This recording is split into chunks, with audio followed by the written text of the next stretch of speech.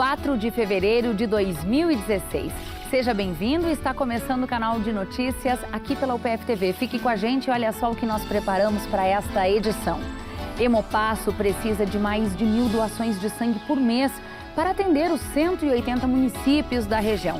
Mas nesse mês, o número de doações foi de pouco mais de 760. Ações que contribuem para a cidade caminhar de forma sustentável.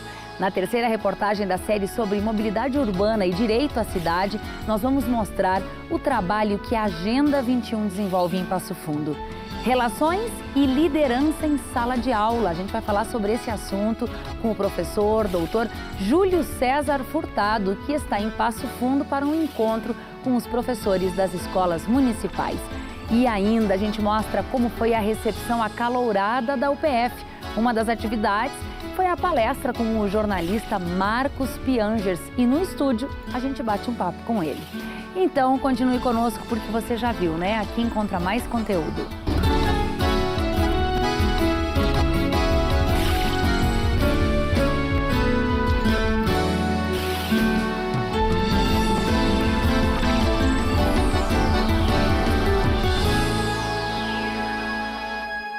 Essa época do ano é praticamente um sinal de alerta para os hemocentros de todo o país, inclusive para o Hemopasso. Principalmente por conta dos acidentes de trânsito, esses locais precisam manter os estoques sempre elevados. Atualmente, o Hemopasso atende 180 municípios da região de Passo Fundo e também do Alto Uruguai. A jornalista Isadora Guerra tem outras informações. O Hemocentro de Passo Fundo segue precisando de doações, já que os estoques não estão sendo suficientes para suprir todas as demandas. E vale lembrar que o Hemopasso também está atendendo toda a região de Erechim, já que o Hemocentro de lá foi fechado no fim do ano passado por conta das condições sanitárias e também por conta de uma contaminação com o vírus HIV durante uma transfusão de sangue. Em média, o Hemopasso chega a registrar 1.000 doações por mês e em fevereiro esse número já chegou a 760. Porém, os estoques dos tipos de sangue O negativo e O positivo estão em baixa. Os interessados em fazer doações podem agendar atendimento pelo telefone do Hemopasso. O horário é das 8 da manhã à 1h30 da tarde. Voltamos ao estúdio. E agora a gente fala de educação. É hora de pensar em como se constroem as relações em sala de aula e de quem deve ser, como deve ser a liderança na escola. Bom, esses são temas de uma aula magna que acontece hoje para professores da rede municipal de Passo Fundo. E nós temos o prazer de receber aqui no estúdio o palestrante desta noite, o professor doutor Júlio César Furtado. Professor, seja muito bem-vindo a Passo Fundo, ao UPF TV, é um prazer para a gente lhe receber aqui. Um prazer estar aqui também. E a gente quer começar falando sobre a liderança em sala de aula. O que significa ser um professor líder e que características esse professor predominantemente tem? Bom, significa, acima de tudo, ele acreditar e investir na possibilidade de melhoria, de evolução do desempenho dos alunos, em todos os sentidos. E a principal característica que ele precisa ter é a crença nisso. Por isso, quando a gente vai trabalhar a liderança do professor, a gente primeiro precisa ter a convicção de que eles acreditam que aqueles alunos podem se tornar pessoas de sucesso, né? Ou seja, a crença no potencial positivo do aluno é o que está na base da possibilidade de uma boa liderança do professor. Isso interfere diretamente no aprendizado dos alunos?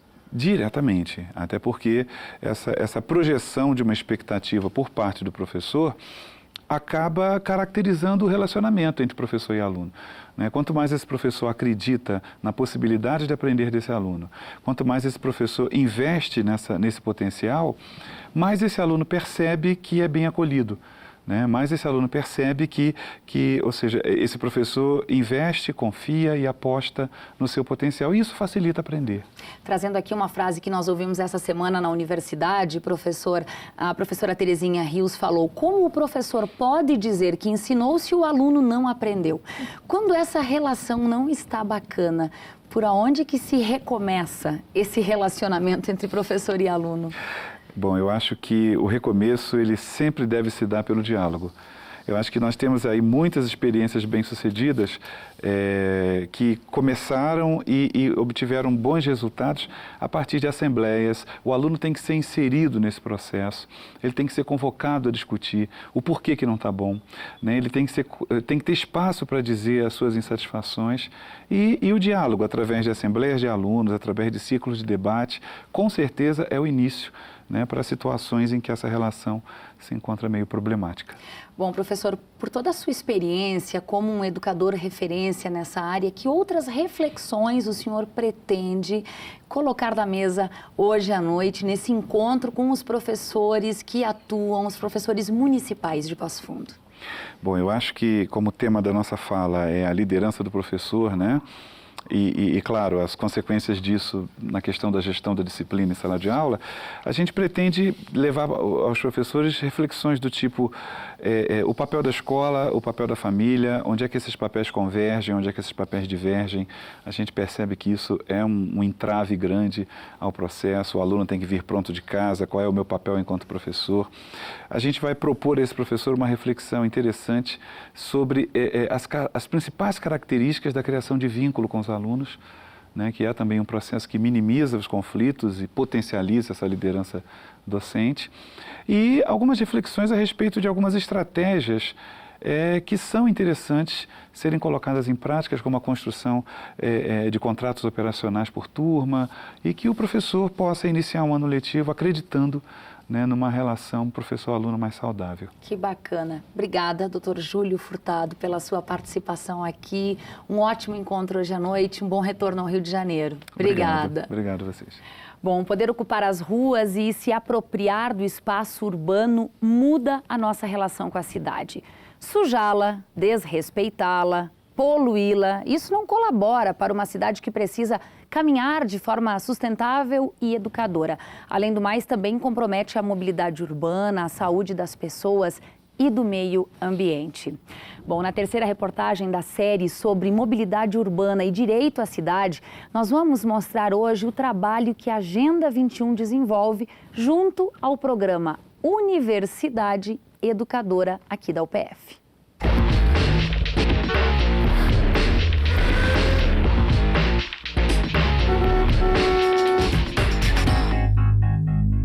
Essa cidade te faz sorrir? Te faz produzir? Te faz costurar o tempo?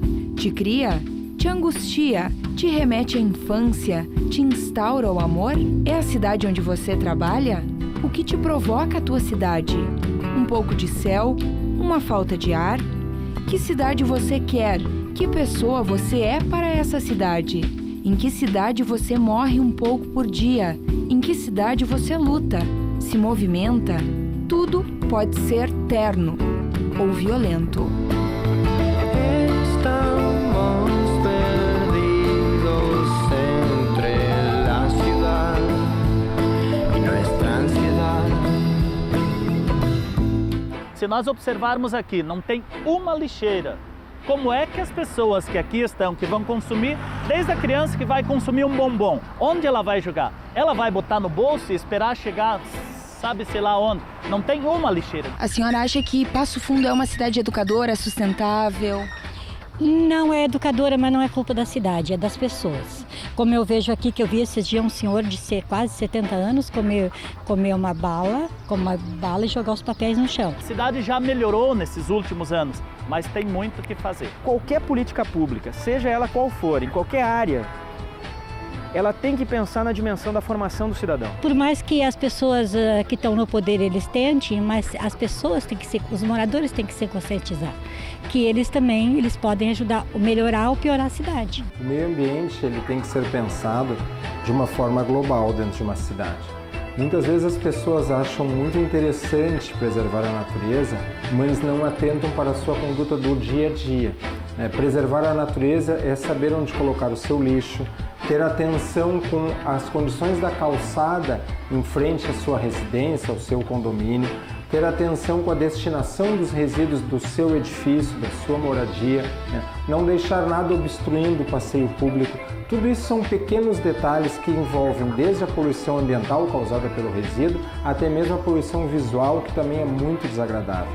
Nós temos em Passo Fundo ainda muito a evoluir na questão dos resíduos sólidos, né? E uma boa parte dessa evolução passa pelas pessoas. Esta é uma animação premiada, feita por 2 designers brasileiros, intitulada Restos de Coisas, resultado de uma parceria institucional com o Ministério do Meio Ambiente, e trata de forma criativa da questão do destino que damos aos resíduos sólidos. Cobertura florestal, recursos hídricos, calçadas, resíduos inadequados, ocupação de locais públicos. Uma realidade que afeta o meio ambiente e a mobilidade urbana de muitas cidades, a contar por Passo Fundo. Se a prefeitura assegura a coleta desses resíduos, se ela disponibiliza os contêineres para as pessoas colocarem esses resíduos, não há por que termos tanto lixo na rua e em terrenos baldios.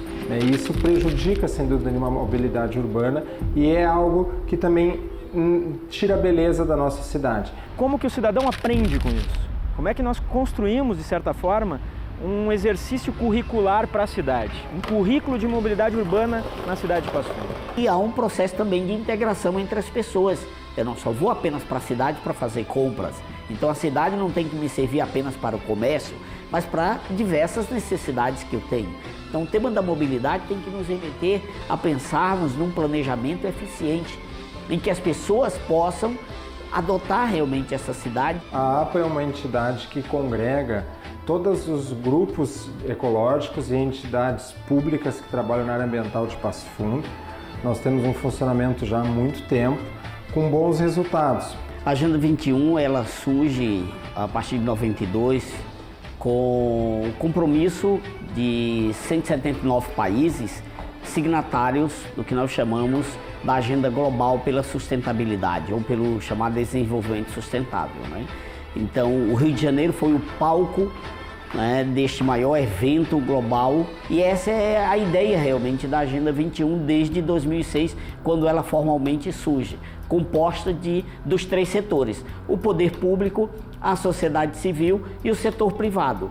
E o que seria, na verdade, o papel dela? Ela é catalisadora de um processo de mobilização, de organização, de integração de ações com vista a definir e estruturar políticas públicas que possibilite uma cidade mais sustentável, uma cidade mais saudável. O primeiro movimento é o que nós fazemos do ponto de vista educativo em relação à mobilidade. O que a universidade faz? Fazemos palestras, fazemos oficinas, fazemos campanhas, fazemos cursos.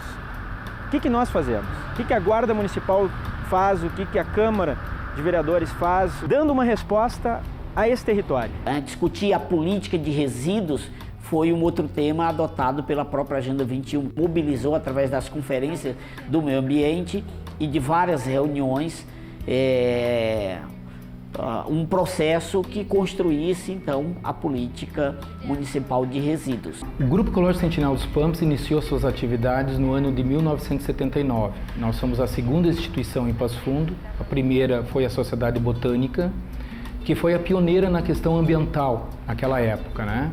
O Sentinela ela é pioneira na área mais ecológica, nos conceitos onde envolve a questão do patrimônio histórico, do patrimônio artístico, sobre a questão dos direitos humanos, a questão do direito à cidade, a questão do direito à habitação, como também um foco principal dentro da área da educação ambiental. A questão da sustentabilidade, ele é o grande desafio. Nós, pelo menos do Sentinela dos Pampas, ainda não conseguimos vislumbrarmos neste momento que a cidade de Passo Fundo é uma cidade sustentável. Nós temos um local extremamente importante hoje em Passo Fundo, que é o Berço das Águas, que é o grande referência hidrológica para todo o estado do Rio Grande do Sul. O município de Passo Fundo tem o privilégio de fazer parte de 5 bacias hidrográficas. E entre elas, o Berço das Águas envolve 4 grandes bacias hidrográficas. Então, todos os recursos hídricos produzidos nesse local, ele vai passar por todas, passa pelo menos pela cidade de Passo Fundo, algumas delas, e vai formar também e vai qualificar para consumo humano e para a economia economia outras mais de 200 cidades da nossa região. Então, só esse aspecto já envolve uma questão de planejamento, como também de mobilidade urbana no município de Passo Fundo. Que não é o problema de quem limpa a rua, eu acho que é o problema de quem suja a rua. É uma cidade tão bonita, de pessoas inteligentes, com faculdade, jovens, né, que poderiam estar ajudando muito mais, teriam que ter um pouco mais de consciência nesse lado. Minhas crianças, elas já sabem que quando elas têm um lixo, ou bota dentro da sacola ou espera uma lixeira mais próxima. Educação. Educação. E vende pequenininho.